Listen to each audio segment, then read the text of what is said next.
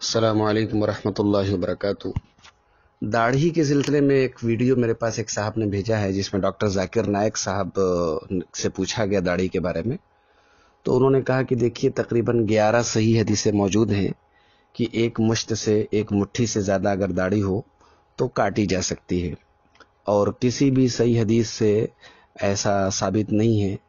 کہ یہ کاٹنا ایک مشت سے زیادہ اگر کوئی کاٹتا ہے تو یہ کاٹنا حرام ہے۔ اس طریقے کی بات اس ویڈیو میں ڈاکٹر ذاکر نائک صاحب نے کہی ہے۔ تو سوال کیا گیا کہ کیا یہ اس سلسلے میں صحیح بات کیا ہے؟ دیکھیے، داڑھی کے سلسلے میں مختلف احادیث آئی ہیں جس میں داڑھی رکھنے کا حکم دیا گیا ہے۔ اس میں جو احادیث آئی ہیں اس میں تمام روایتوں میں ملا کے 5 الفاظ آئے ہیں۔ ایک لفظ آیا ہے اوفو، یہ مسلم کے الفاظ ہیں۔ اللہ کے نبی صلی اللہ علیہ وسلم نے فرمایا کہ احف الشوارب و اوف اللحى، یعنی مونچھوں کو پست کرو اور داڑھی پوری پوری رکھو، بھرپور رکھو۔ اسی طریقے سے دوسرا لفظ آیا ہے ارخو، داڑھی لٹکاؤ، مسلم کے الفاظ ہیں جز الشوارب و ارخ اللحى، مونچھوں کو کترو اور داڑھی کو لٹکاؤ۔ اور ایک روایت میں مسلم ہی میں ایک روایت میں یہ ارخو کو ارجو پڑھا گیا، یعنی داڑھی کو چھوڑ دو۔ اور تیسرا لفظ جو ہے وہ حدیثوں میں آیا ہے وفرو، بخاری کے الفاظ ہیں، حضرت عبداللہ ابن عمر رضی اللہ عنہ ثابت ہے، اللہ کے رسول نے فرمایا وفر اللحى، داڑھی کو بھرپور رکھو، واحف الشوارب، اور مونچھوں کو پست رکھو۔ اور اسی طریقے سے بخاری ہی میں ایک اور لفظ آیا ہے انہک الشوارب، مونچھوں کو پست رکھو، واعف اللحى، اور داڑھی کو معاف کر دو، داڑھی کو چھوڑ دو۔ تو یہ 5 الفاظ آئے ہیں، اوفو، ارخو، ارجو، وفرو، اعفو۔ ان تمام الفاظ کا خلاصہ یہ ہوا کہ داڑھی کو بھرپور رکھا جائے، گھنی داڑھی رکھی جائے۔ اور اللہ کے رسول صلی اللہ علیہ وسلم نے امر کے صیغے کے ساتھ حکم دیا ہے، اور حکم جو ہے یہ محدثین کا قاعدہ ہے کہ جب اللہ کے رسول صلی اللہ علیہ وسلم کسی بات کا حکم دیں تو وہ چیز فرض ہوتی ہے، واجب ہوتی ہے، جب تک کہ کوئی دوسری دلیل موجود نہ ہو کہ جس میں اس کی گنجائش دی گئی ہو۔ دوسری بات کہ آپ صلی اللہ علیہ وسلم کا عمل بھی اسی کو مضبوط کرتا ہے، اس لیے کہ آپ صلی اللہ علیہ وسلم کی داڑھی کے بارے میں بخاری کے الفاظ ہیں کہ آپ کس اللحیہ، بھرپور گھنی داڑھی والے تھے، یا مسلم کے الفاظ ہیں کثیر الشعر اللحیہ، آپ کی داڑھی کے بال بکثرت تھے۔ اور اسی لیے صحابہ کرام کے بارے میں بھی آتا ہے کہ وہ گھنی داڑھی والے ہوتے تھے، اور کسی بھی سلف میں سے کسی کے بارے میں بھی ثابت نہیں ہے کہ انہوں نے اپنی داڑھی کو موڑا ہو۔ اسی لیے اس پر تو اتفاق ہے کہ داڑھی کو کلین کرنا، داڑھی کو شیو کرنا یہ تو حرام ہے، اور ہمارے علم میں کوئی بھی مسند اہل علم میں سے کسی نے بھی داڑھی کو موڑنے کی اور شیو کرنے کی کسی نے بھی اجازت نہیں دی۔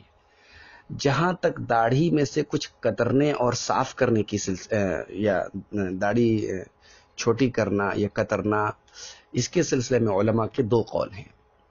پہلا قول یہ ہے کہ داڑھی میں سے ذرا سا بھی کچھ بھی کترنا یا کاٹنا یہ جائز نہیں ہے۔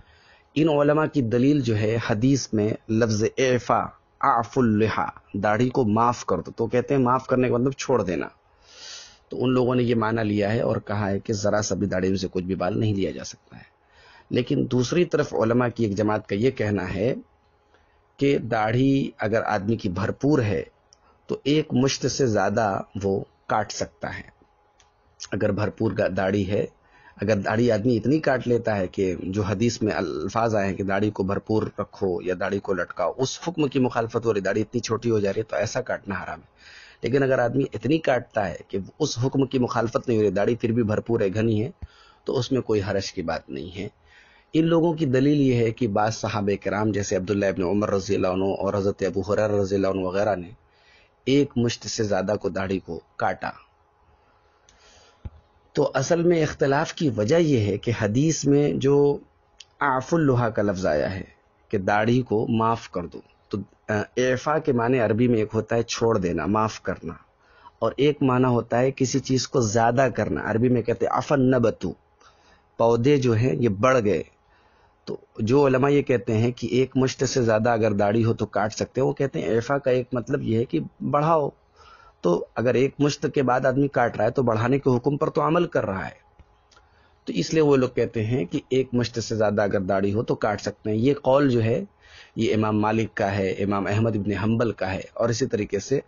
علامہ ابن تیمیہ وغیرہ بھی اسی کے قائل ہیں۔ لیکن تمام باتوں کا خلاصہ کلام یہ ہے کہ داڑھی کو شیو کرنا تو بالکل بالاتفاق حرام ہے، اور اس کو اتنا کاٹنا کہ جس سے جو ہے بھرپور یا گھنی داڑھی رکھنے کا جو حکم ہے وہ حکم ٹوٹ رہا ہے، اتنا اس کو اگر آدمی کاٹ چھانٹ کرتا ہے تو یہ بھی حرام ہے۔ اب تیسری صورت یہ ہے کہ اگر ایک مشت سے زیادہ اگر داڑھی ہے اور اس کو کوئی کاٹ لیتا ہے تو اس میں جدید اور قدیم، پرانے دور میں بھی اور آج بھی علماء کا اختلاف رہا ہے، اور اختلاف کا سبب جو ہے وہ لفظ عیفا جو حدیث میں آیا ہے اس کے معنی کے سلسلے میں اختلاف ہے، لیکن احتیاط کا تقاضا یہی ہے کہ آدمی اختلاف سے نکلتے ہوئے داڑھی کو اپنے حال پہ چھوڑ دے، تاکہ اللہ کے نبی صلی اللہ علیہ وسلم کے عمل کی اقتدا بھی ہو جائے اور ہر قسم کے اختلاف سے آدمی بچ جائے۔ لیکن اگر کوئی ایک مشت سے داڑھی زیادہ ہے اور وہ کاٹ لیتا ہے تو بہرحال ان کے پاس بھی دلائل ہیں، اور ہم اس کو یعنی اس پر بہت زیادہ نکیر یا اس سلسلے میں بہت زیادہ تشدد نہیں کیا جائے گا، لیکن ہم پھر بھی احتیاط کا تقاضا اسی کو کہتے ہیں کہ آدمی داڑھی کو اس کے حال پہ چھوڑ دے۔ اسی لیے علامہ ابن عثیمین رحمہ اللہ جو اس دور کے بہت بڑے عالم گزرے ہیں، انہوں نے کہا کہ الواجب ابقاء اللحیہ کما ہی، ضروری یہی ہے کہ داڑھی کو اس کے حال پہ چھوڑ دیا جائے، ولا يتعرض لها بقص ولا بحلق، داڑھی کو نہ کاٹے نہ حلق کرے۔ اور ایک جگہ علامہ ابن عثیمین یہ بھی کہتے ہیں کہ جو آپ لوگ یہ سنتے ہیں کہ بعض لوگ جو ہے ایک مشت سے زیادہ داڑھی کاٹنے کو جائز قرار دیتے ہیں، تو یہ بعض اہل علم کا قول ہے، اور ان کا یہ کہنا ہے کہ ایک مشت سے زیادہ داڑھی کو کاٹ سکتے ہیں۔ ان کی دلیل بخاری کی وہ روایت عبداللہ ابن عمر رضی اللہ عنہ کی، کہ عبداللہ ابن عمر رضی اللہ عنہ جب حج یا عمرے پر جاتے تھے، قبض علی لحیتہ، تو اپنی داڑھی کو ایک مشت پکڑ لیتے تھے، مٹھی میں پکڑ لیتے تھے، فما زاد اخذہ، اور جو ان کی مٹھی سے زیادہ ہوتی تھی اس کو کاٹ لیتے تھے۔ لیکن آگے کہتے ہیں علامہ ابن عثیمین، ولکن الاولی الاخذ بما دل علیہ العموم فی الاحادیث السابقہ،